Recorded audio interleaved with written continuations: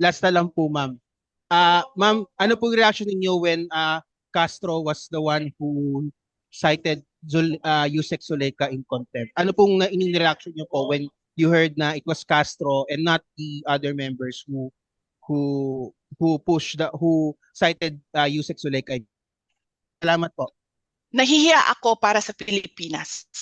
Noong sinabi sa akin na ganun yung nangyari, isang tao na convicted ng child abuse of IP children ay sinight in contempt ang isang IP lawyer who managed a multi-awarded city. Nahiya ako para sa Pilipinas.